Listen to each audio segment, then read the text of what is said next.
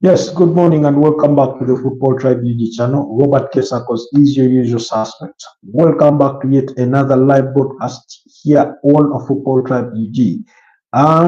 It's been a beautiful start to the week.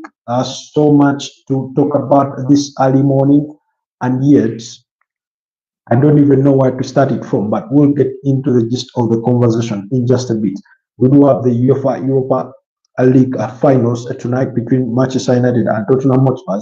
But then again, we also had match day 37 close in the Premier League last night that concluded with the emotional goodbyes again over Kevine De Bruyne after 10 years, after a decade long of game time of playing for Manchester City at the Etihad Stadium.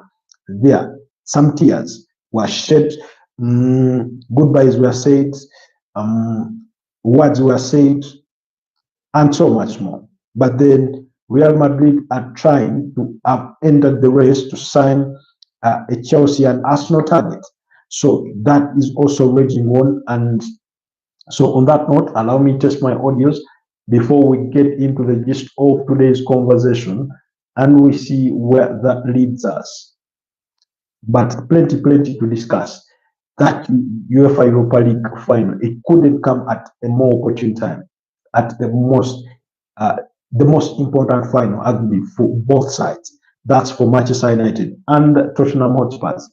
Regardless of your views about these respective teams, at the end of the day, we will have a champion between these two sides. Whether you do agree, and the champion at the end of the day will be in next season's UEFA Champions League.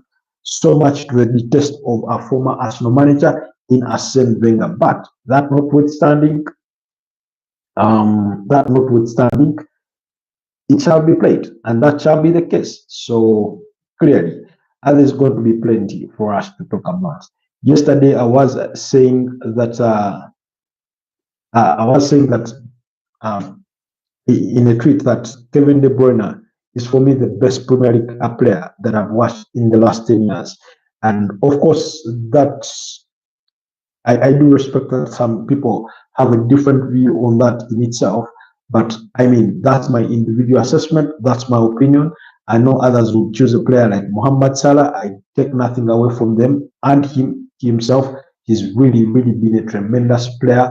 But for me, the things that Kevin De Bruyne has been able to do in the last 10 years, nothing short of remarkable. And yet, even within those 10 years, he's sometimes suffered a great deal of injuries to him.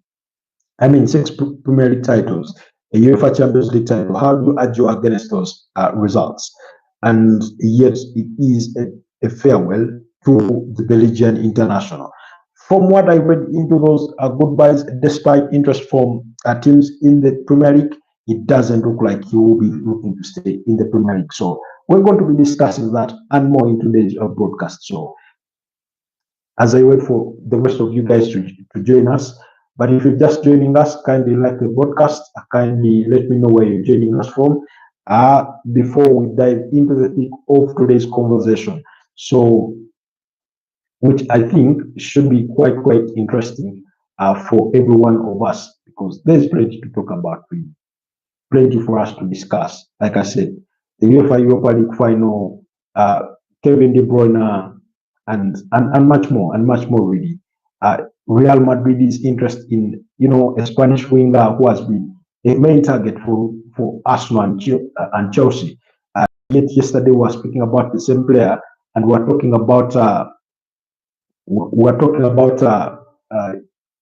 Barcelona pulling out to try and sign him, and today we come and it's Real Madrid in. So, anyways, it is what it is. It is what it is. So allow me share this in a bit and then we'll get the conversation started. I need to place this somewhere before we get into today's conversation. But there's plenty for us to talk about this morning. There's plenty for us to talk about this morning. And we'll get into the gist of all of it as I wait for more of you guys to join.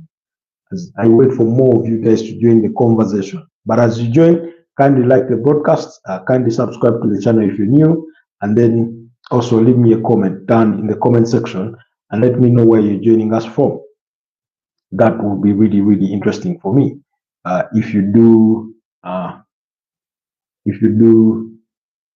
leave me that comment down in the comment section. Let's engage. Let it not be, one-way traffic. Let it not be just one-way traffic. I'm waiting on you guys to say something, But I mean, there's a lot really to look forward to. In as far as the UEFA Europa League finals are concerned, we will learn that Spurs have already beaten Manchester United 3 times this season. Can they do it the 3rd time? We'll wait to see. That's the conversation we're going to have. That's the conversation we are going to have. So don't go anywhere. Don't go anywhere. I'm waiting for more of us to join. I can see people joining and dropping. My internet has been a bit troubling in the last couple of hours. So should anything do happen in the course of this broadcast, please kindly bear with us. But let's get the conversation started.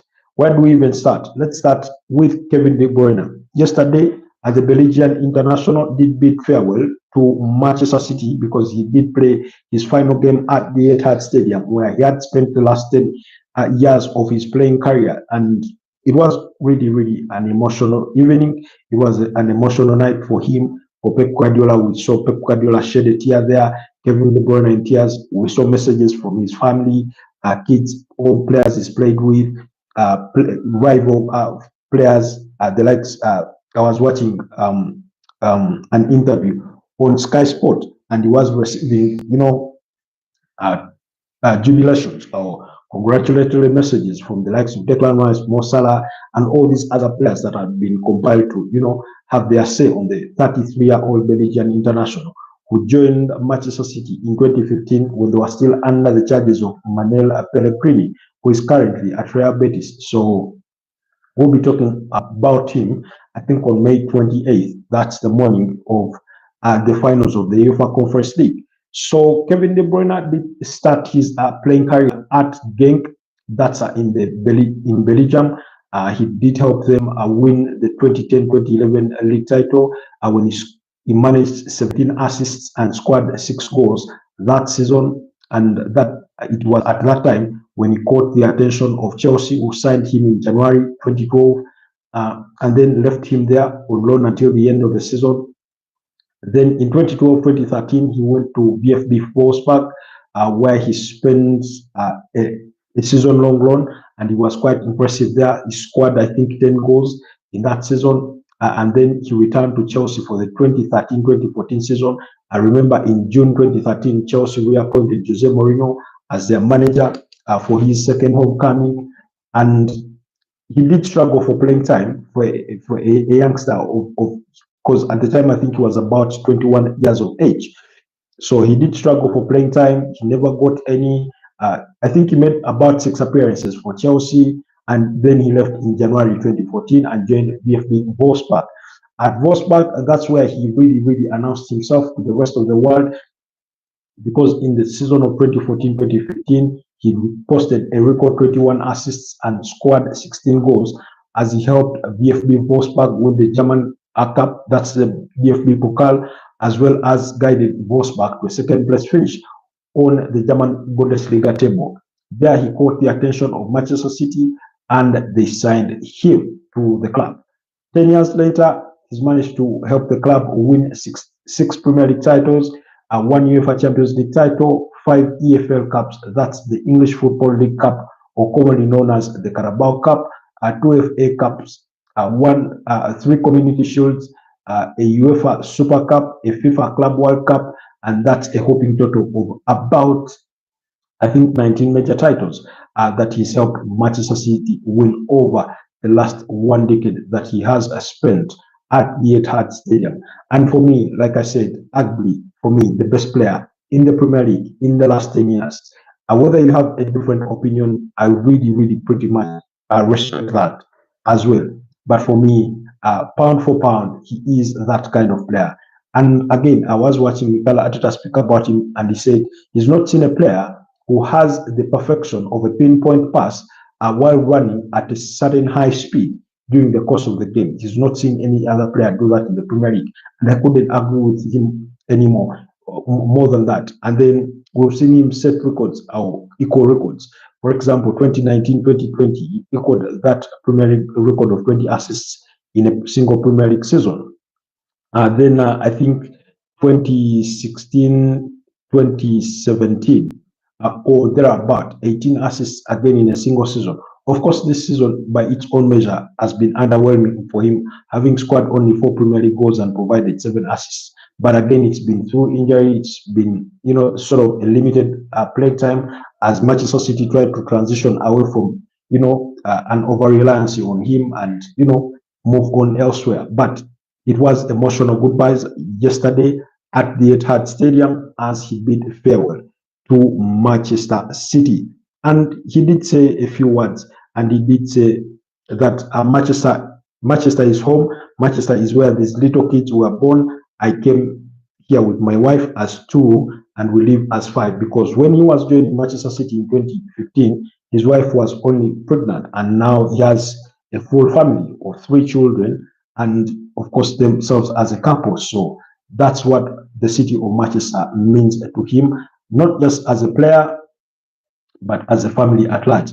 And it is with that respect that I get the feeling that while there is interest from Premier League clubs, he may be hesitant to stay in England or play for any other English team, given that kind of respect that he may need to afford Manchester City because of the kind of player that he is, the kind of contribution he's had at the club, and that kind of thing. So it's really quite interesting. I know there's interest from Aston Villa. I know teams like Arsenal have been urged to sign him. I know for a fact that there's all speculation making the rounds in respect to his future. But for me, really, it goes without saying that he's been a tremendous, really player. If there's any player that you would count on to be a game changer, it was Kevine De Bruyne in that Manchester City side. For all the seasons, they've been that brilliant. I think it was the 2017-2018 season when they went on to amass a record 100 points. When Jose Mourinho was at Manchester United, and Manchester United finished, I think, second with about 80 or 81 points. And it was that impressive a season. He had that brilliant season. So that's the kind of player that we are talking about. Anyways, let's move away briefly from the player, because yesterday, but not completely really moving away from him, because yesterday he helped Manchester City beat up against FC Bournemouth by 3-1 at the Etihad Stadium. Omar Mamosh there on target for Manchester City, as well as Nico Gonzalez scoring their 3rd goal. Of course, the 2nd goal being scored by apologies. His name does elude me for a second there. It does elude me for a second, but allow me find the name. It was, in fact, the goal scorer was, yes, Bernardo Silva at the tail end of with about 9 minutes left, or less than that, with about 9 minutes left for the first half to end. Yes, Bernardo Silva with that ball near the post to beat Kepa Arrizabalaga in goal, and he made it 2-0 at the time. And then, of course, in the second half, in the 67th minute, Manchester City had their worries when Mateo Kovacic received a straight red card for denying a goal scoring opportunity when he tagged an FC Bournemouth player as the last man, even though it was closer to the center line as opposed to being closer to the goal on the other side, where Ederson Morales was waiting either to make a save or concede at the time. But then Bournemouth thought that they could leverage on the numerical advantage, made some quick changes with Andoni Iraola there, but then Lewis Cook, just 6 minutes later, also received a straight red card, which meant that which meant that the both sides had now both been reduced down to 10 men. And it is from there, in the 89th minute, that then Nico Gonzalez, thanks to Matthias Nunes providing the assist, went on to again beat Kepa Arrizabalaga, using the body of a defender as his shield to shadow sort of the vision of the goalkeeper, and shot the ball at the near post, and there it was, 3-0 at the time. And then in added time, stoppage time, that's when Jebison scored to pull one back for the visitors in AFC Bournemouth, whose European chances did end there as they lost to Manchester City by 1-0. In the other fixture on the night, Crystal Palace beat up against Wolverhampton Wanderers by 4-2.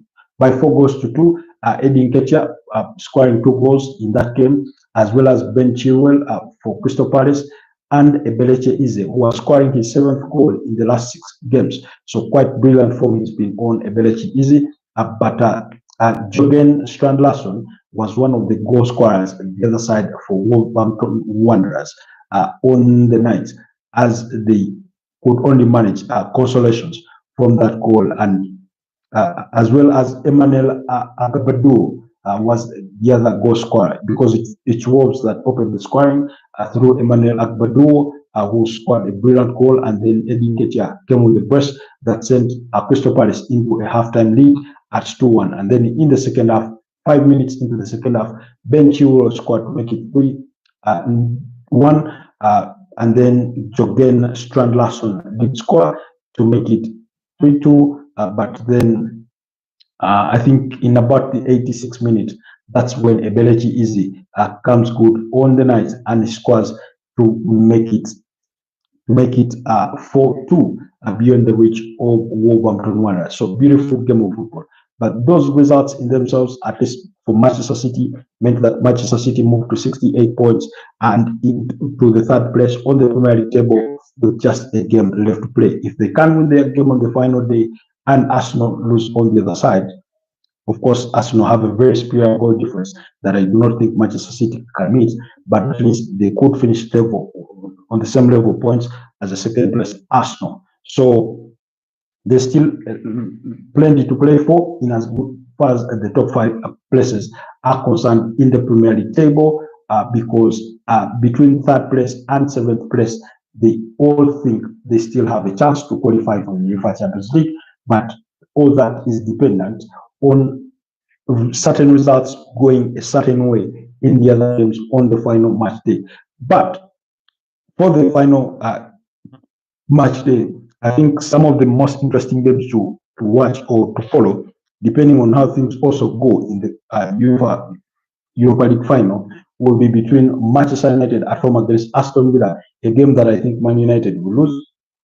And then they will have a fixture between Newcastle and Everton at St James's Park, while Nottingham Forest will be up against Chelsea. So those 3 fixtures for me will be quite interesting to follow up on in as far as the Premier League is concerned.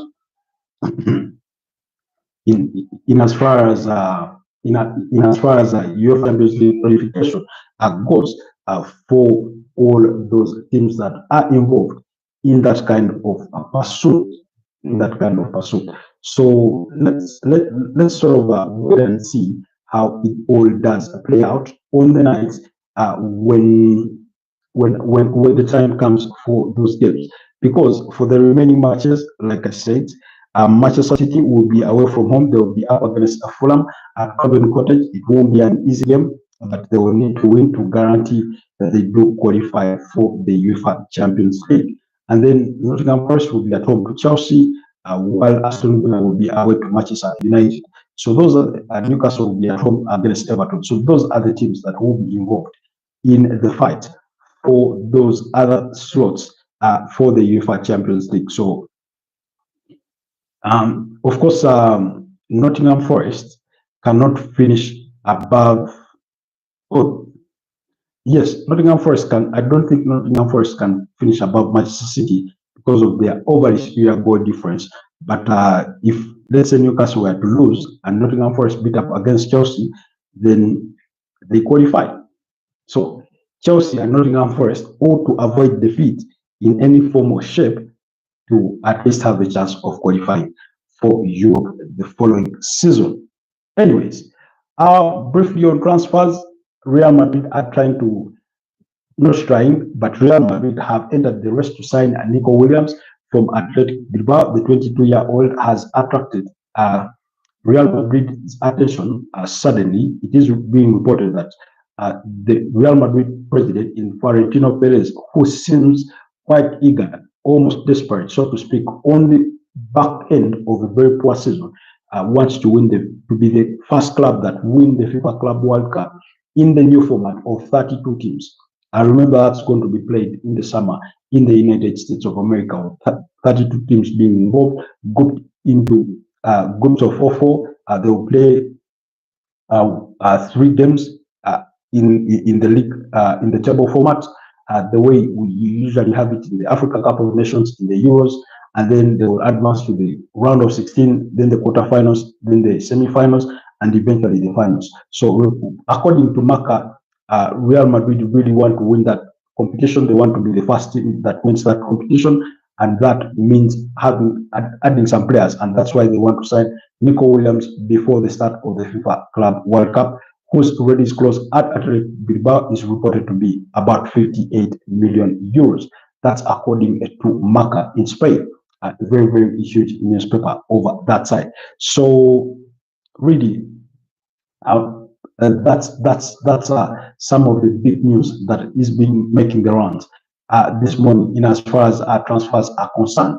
And I do, of course, when it comes to Spanish football and things of that nature, it happens in such a manner that when Barcelona and Real Madrid come for a player that is best in Spain, usually any other suitors have very, very little chance to try and persuade that player away from the Spanish La Liga, unless if their objective is money, then the Premier League team could be offering more money in the form of wages. But again, still, Barcelona and Real Madrid are some of the teams that can offer competitive wages better than any other, Spanish La Liga side. Maybe Atletico Madrid is one of those sides that can try and compete with them when it comes to financial prowesses.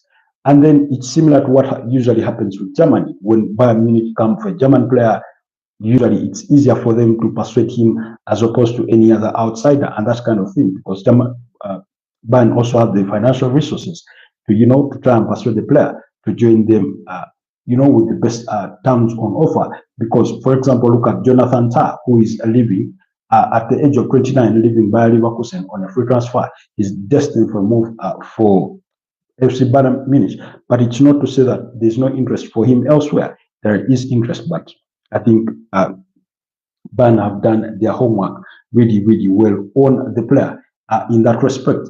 Anyways, let's move on and speak the UEFA Europa League final. And again, we will be back. That game between Tottenham Hotspurs and Manchester United, kickoff at 10 p.m. East African time. We'll come at about 9 or 9:30 p.m. To do again talk about team news and things of that nature.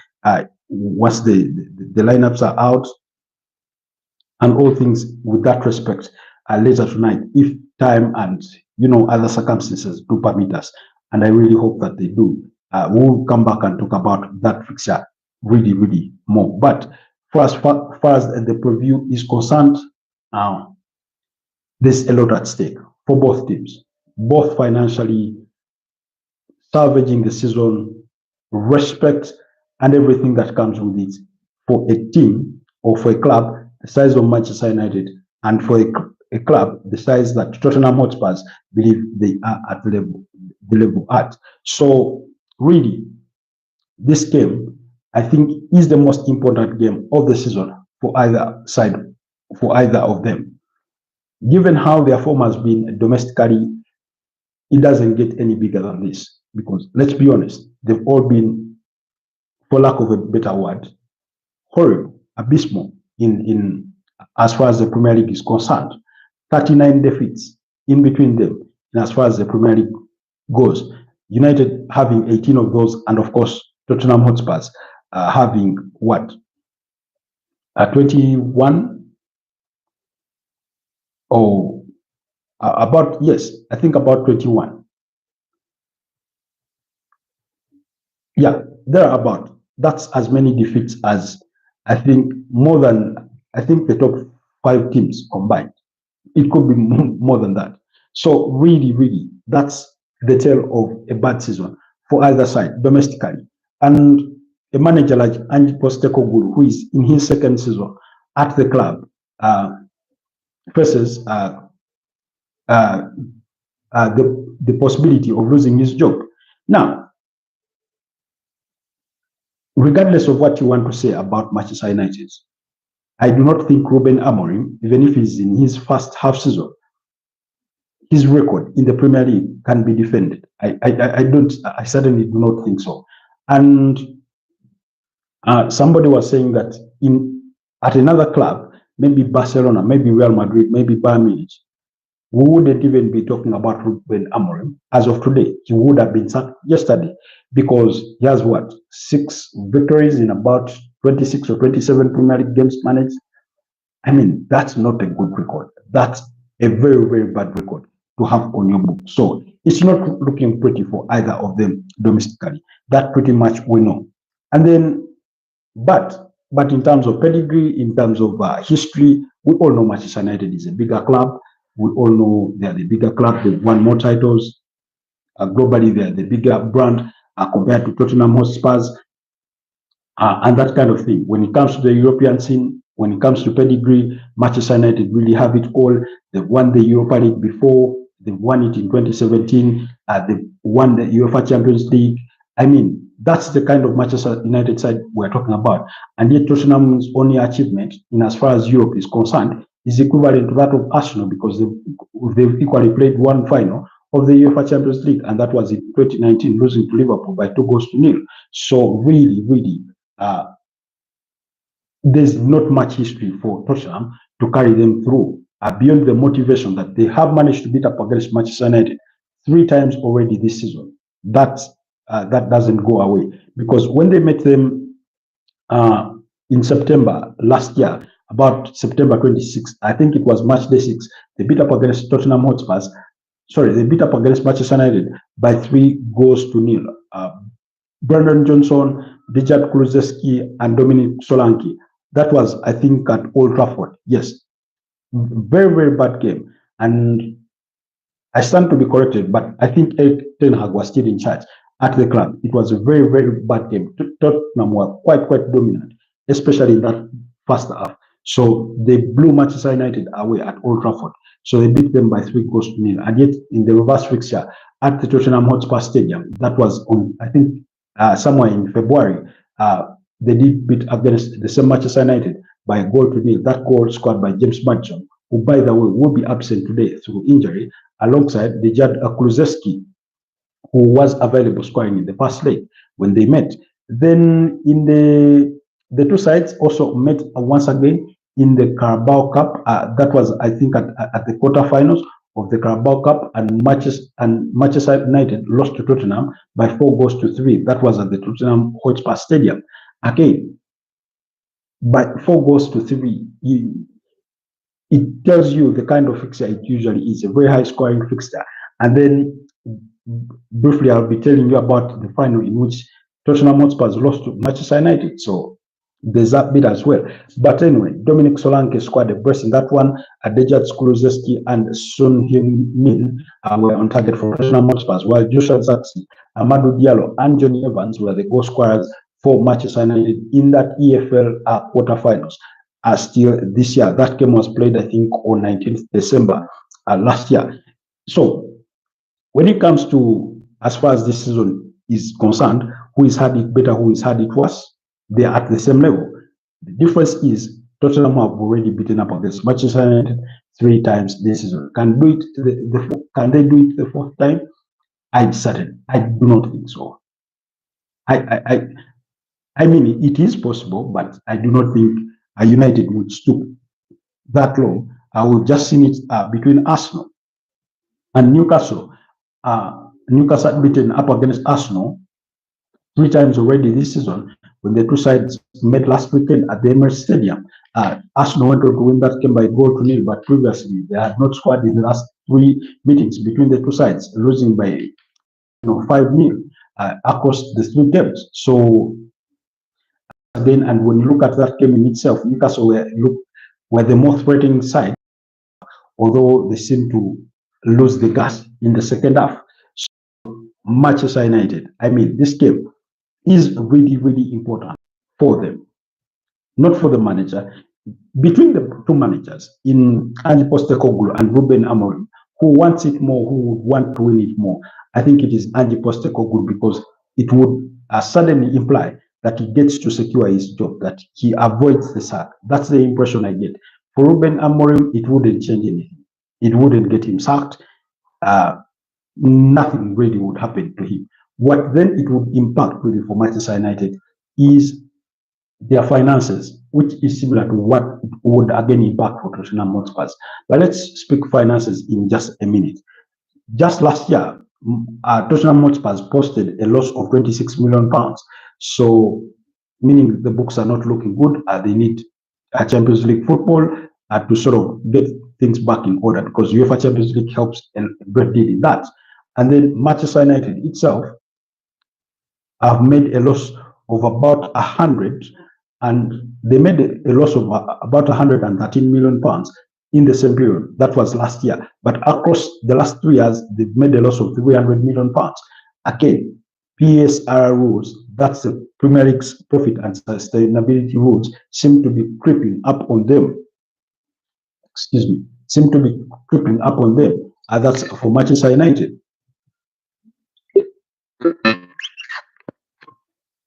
And that's why they will desperately want to win at the UEFA Europa League, because then it means you get to qualify for the UEFA Champions League. And bearing in mind that in the new format, you get to play at least 4 home games, and if you advance to the following stage, maybe you get to make more money. So about £100 million or 40 million pounds across an entire UEFA Champions League campaign in potential revenue through sponsorships, through TV broadcast rights, through stadium gate collections or ticket sales. Usually we call them gate collections back here in Uganda, because people pay at the gate, or they buy their ticket, some right there and then at the gate. But so all that, it could be anywhere between at least the bare minimum £80 million to up to 130, 140, depending on how things go, really, in sponsorships and all that, commercial deals, name it all. So it is really, really, really an important game for Manchester United. And I cannot stress the importance of the game any further than that when it comes to financial implications of this particular fixture to a team like Manchester United, who know what it means to be playing in Europe, who know what it means to be playing in the UEFA Champions League, and what that would mean for them financially, because it would mean that they can invest into the team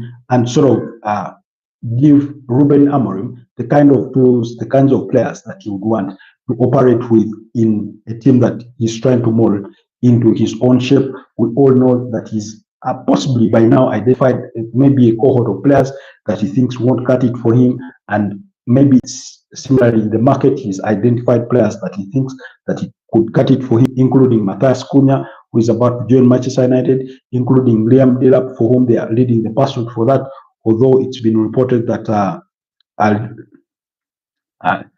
Chelsea are interested, but also Newcastle have entered the race to try and sign Liam Delap from Ipswich Town. We all know about their interest in Victor Gyökeres. That is an open secret. So really, really, we are waiting to see how all that develops. So that's what UEFA Champions League means. And for either of them to earn UEFA Champions League next season, it means beating up against one another. And we, like I said, we know at least at the end of the day, one of them will be into the UEFA Champions League next season. Will it be Manchester United? Will it be Tottenham Hotspur? Now, ever since Sir Alex Ferguson left the club, that was back in 2013, Manchester United, I think, have been in about what? 9 finals, really? Again, in the midst of all their chaos, their troubles, blowing hot and cold, That season, 2017-2018, Mourinho guides them to a second place finish. Then I think it was 2019-2020 or 20, yeah, about there. I think 2020-2021.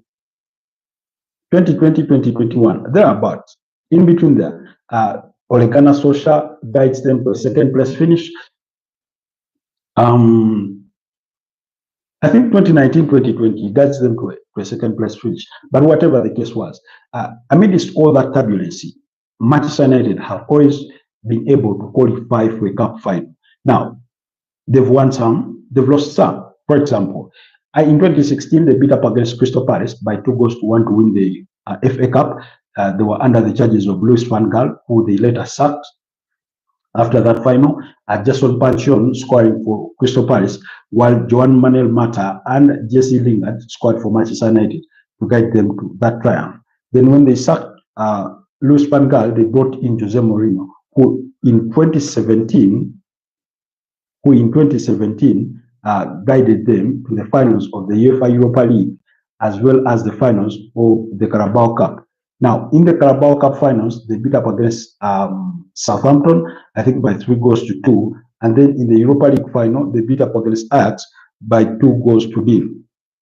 I think Paul Pogba scoring and Henrik Mkhitaryan scoring in that final. So it's been that kind of tale for Man United in as far as, you know, cup competitions are concerned. Then in 2018, they did again reach the finals of the FA Cup. Yes, 2018, still under Jose Mourinho. No, yes, still under Jose Mourinho. They reached the finals of the FA Cup and then lost to Chelsea by 1-0. That penalty was scored by Eden Hazard. Then 2019, I do not remember really much happening for them that year until 2021 when they go back to the UEFA Europa League finals, losing to Villarreal 11-10 on penalties. In the aftermath of the 1-0 draw, Gerard Moreno scoring for Villarreal, and then Edson Cavani scoring for Manchester United. That kind of thing. So again, they've been in between finals, because then in 2023, they played, I think, 2 cup finals. They lost to Manchester City in the finals of the FA Cup, losing by 2-1. Goals by Ilkay Gundogan scored the brace, while Bruno Fernandes scored the penalty for Manchester United. In the same year, they won the Carabao Cup, beating up against Newcastle by 2-0. Marcus Rashford and Casemiro are scoring for Man United. That's for the 2023 Carabao Cup final.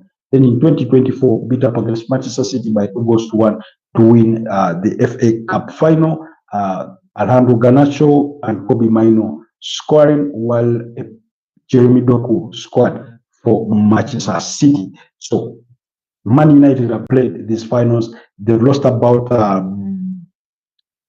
2 finals during that spell. The FA Cup final in 2018, and then they lost to Chelsea, and then in 2023, the FA Cup final that they lost to Man City. So they do not often lose finals. On the other side, Tottenham Hotspurs have played about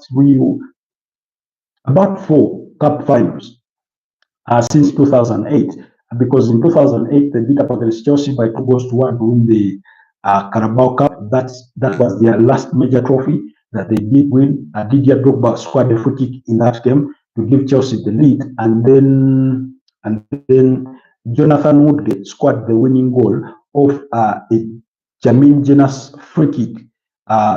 There's a way Peter Cech tried to come for that ball. He fumbled it a bit. It wasn't early enough, and Jonathan Woodgate heads it. Not a very strong header, but it bounces off Peter Cech and it's the back of the net, as they won that one by 2-1. I'm trying to remember the other goal scorer. Yes, it was a penalty by Dimitar Berbatov. Yes, Dimitar Berbatov scored the penalty to restore parity in that game. Tottenham were under the charges of because they sacked Martin Yol in that season, and then they had an interim manager I've forgotten his name. But if anybody does remember him, kindly put him down in the comment section as you watch this video. Then the other was so after that, that's when they appointed Harry Redknapp. That was in 2008. So then the following season, they reached the final still of the Carabao Cup and lost to Manchester United by 4 goals to 1 on penalties that proceeded a goalless draw in normal time. And then in 2015, in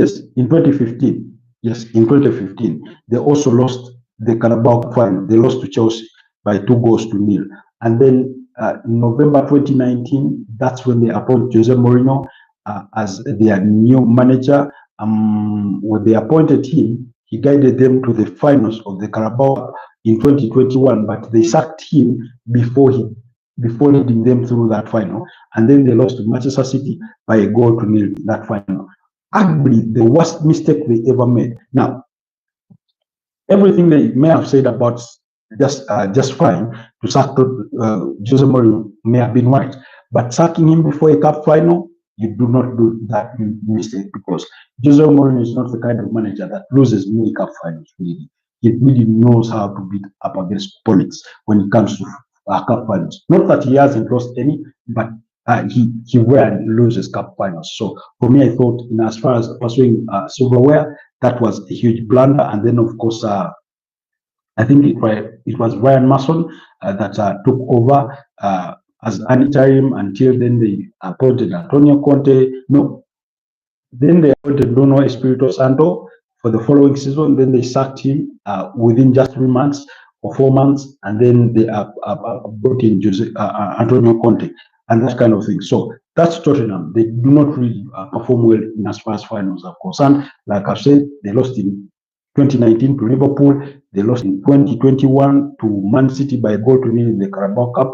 2015 they lost to Chelsea by 2-0. 2009 they lost to Manchester United, and 2008 is the only time that I do remember at least them winning a cup final. So against Manchester United, are they able to pull their stockings and win this one? Now, Arsenal fans in the UK do not want Tottenham Hotspurs anywhere near winning the UEFA Europa League title. Arsenal fans across majority of the African continent would rather Tottenham win it rather than Manchester United. Because like I've explained before, the rivalry between Arsenal and Manchester United on the African continent is as big as the rivalry that Arsenal fans in the UK have with Tottenham Hotspurs. And let me explain this in a bit. The reason why African Arsenal fans do not really hold the rivalry between Arsenal and Tottenham Hotspurs to the regard or the high regard that maybe it deserves, like the UK fans do, is because they do not see Tottenham Hotspurs as a real competition to Arsenal, but they see Manchester United as a bigger competition to Arsenal than Tottenham Hotspurs. And that's why in Africa you have that big rivalry. For the UK fans, that rivalry is historical. It's historical because of where Arsenal came from and ended up setting up their stadium and near Tottenham Hotspurs and that kind of thing, because apparently Tottenham wanted to be the only team in North London and that kind of thing. So theirs is historical. Their beef is historical. It dates to as far back as that. And yet for Africa, it's between the late 90s and the early 2000s that goes up that attends competition, especially during the premieres of Arsene Wenger versus Sir Alex Ferguson, and that's the gist of it. So, what's my prediction for this particular final? I dread predicting finals because finals are the kinds of games that can go either way. There can be moments, but with Tottenham Hotspurs missing the kinds of players that they are missing through injury, the likes of Dejan Kulusevski, I know Lucas Bagville has made the traveling squad, whether he will be fit enough to play remains to be seen. But for me, I think Tottenham do have a very lengthy injury list. Sorry, in Richard Kulusevski, James Maddison, Timo Werner, Radu Jackson, among others. While Manchester it's only Matthias Delite and Lisandro Martinez who are really upset. And for me, given those horsepower injuries, that's where I get the feeling that really Manchester United have the advantage in addition to the pedigree and all that kind of thing and what the game means to them. So in terms of probable lineups, Manchester United, we do expect Andre Onana in goal, Harry Maguire alongside Lenny Yoro and Mazorowi. That's the expectation. No, sorry. Lenny Yoro, Harry Maguire, and maybe Victor Lindelof. That it's a probable lineup. You may find other lineups elsewhere. Then Patrick Dogu, Manuel Ugarte, Casemiro, and Mazorowi for wing backs and the central midfield. Then Bruno Fernandes, Amadou Diallo, and Rasmus Højlund. So Garnacho could start this one out because I think for me, Amadou Diallo is a much bigger threat as compared to Alejandro Garnacho. Alejandro Garnacho may be a faster player, but pound for pound, skill for skill, dribbling, and having a final pass, I'd go for Amadou Diallo. That's my probable lineup. On the side of Tottenham Hotspurs, Guillermo Vicario, unless anything, Pedro Porro, Christian Romero, Mickey van de Ven, and Destin Udoki, Juvis Pissouma, and Rodrigo Bentancur. But Lucas Bagville, arguably the best player of the season. Then Brennan Johnson, Wilson Odegaard, because they are without James Maddison. Big miss. Same for Dejan Kulusevski. And then Son Heung-min had to start alongside Dominic Solanke. That's my probable lineup. Who do I want to win it? I'd rather Tottenham win it, unfortunately. Who do I think will win it? I think Manchester United will win it. That's the sad reality. Anyways, in normal time, I think United win it 2-1. But it's a final. It could go beyond that. Let's wait and see. Anyways, it's been nice being with you guys for the last 45 minutes or so. Thank you for always tuning in. For those of you that do watch our videos much later, was this broadcast done, I really do appreciate you, and I do not take your time for granted. I really appreciate your efforts. But I want to send out my special shout out to people like Safa Ali from Turkey, people like Okoyo Amlen, people like Mariam Omoto, people that always support us on the channel from day to day, people like Tamal Prince, Lenny Meads, and all the others that join us routinely, whose names may have sort of slipped the tips of my fingers, but I do really appreciate you for always being with us. Rob Ashley, Sinza, thank you so much for always being with us, for the time you dedicate to be with us. But do not forget to check out Ebo State. Ebo State do provide digital skills. They help you learn digital skills in cybersecurity, in coding, in web design. Those are very high demand skills on the global market. They do offer in-person trainings as well as online digital skills training sessions, career guidance, and help you find a job after the training. So in that dynamic digital space. So I'll leave down the link in the description so that you can check out Ebo State, who are based in Kansanga, Kampala, and then probably see if there's something that you wish to learn. Personally, I'd recommend their cybersecurity classes because cybersecurity is really one of those on-demand services in the modern day digital space. Otherwise, you'll also enjoy a 5% discount should you subscribe to their services. Anyways, it's been nice having you. Have yourself a wonderful rest of the day.